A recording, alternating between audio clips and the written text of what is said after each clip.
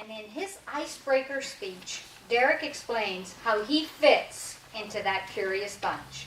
His speech is 4 to 6 minutes and entitled, I'm Just a Writer. Derek Gruber.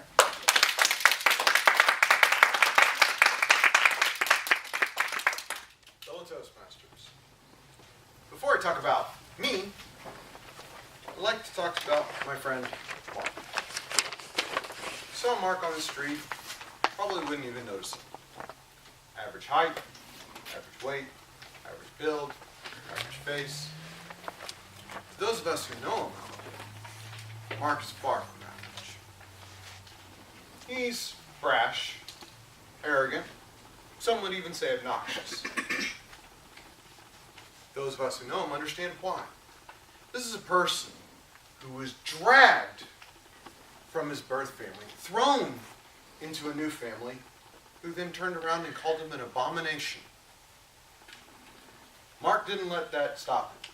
He used the anger from that to become the best there is at what he does. What does he do? He's an assassin. That's okay. He's a werewolf assassin. He hunts vampires. No, Mark is not a flesh and blood person. But he's very real to me. I can almost see him at the back of the room looking at me with that half sneer, half smile of his. Don't worry though. I'm not crazy. I'm just a writer. When people ask me what I do, I tell them I'm a data analyst.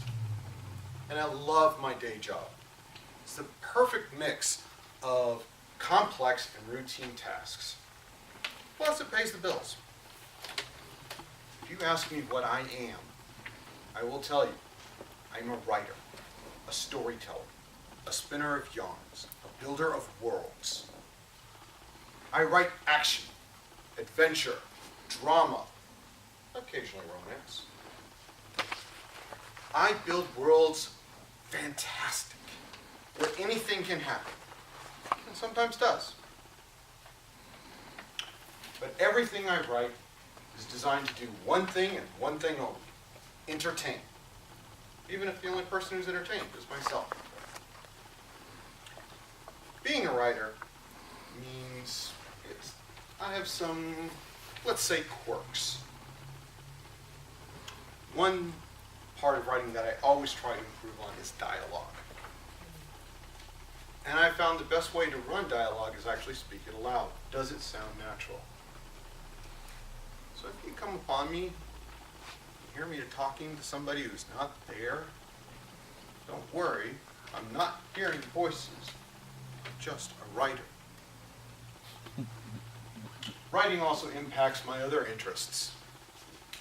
Let's take history, for example. I'm a big history. One of my favorite podcasts is Dan Carlin's Hardcore History. And he said on there more than once, if you want to see how humans will react to any given situation, look at what happened in the past. If I want to write how humans will react to an alien invasion, I will look at what happened to the Chinese and Muslim empires when the Mongol hordes came forth from the Eurasian steppe. Which I would suggest you go read that. It was a lot of really interesting stuff. And then there is my fascination with armed and unarmed combat. Because I've learned that if you want to write a realistic, a plausible action sequence, you need to know what's plausible and realistic. And then, of course, is the soundtracks.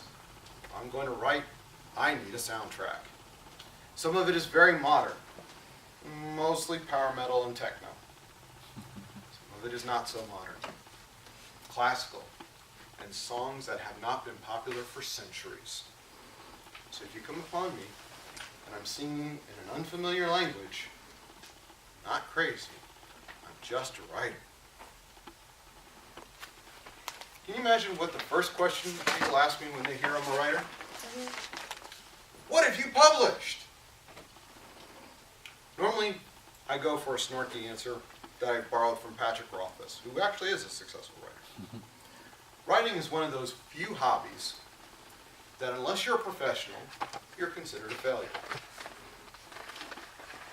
Now, I will admit, I use that snarky comeback because I know me.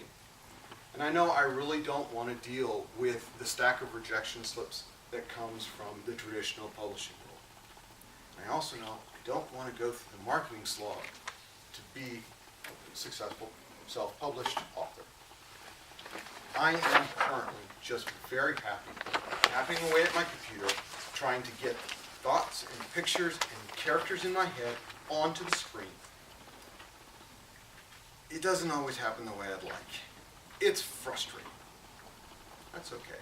I learned how to deal with it. After all, I'm a writer. Thank you very much.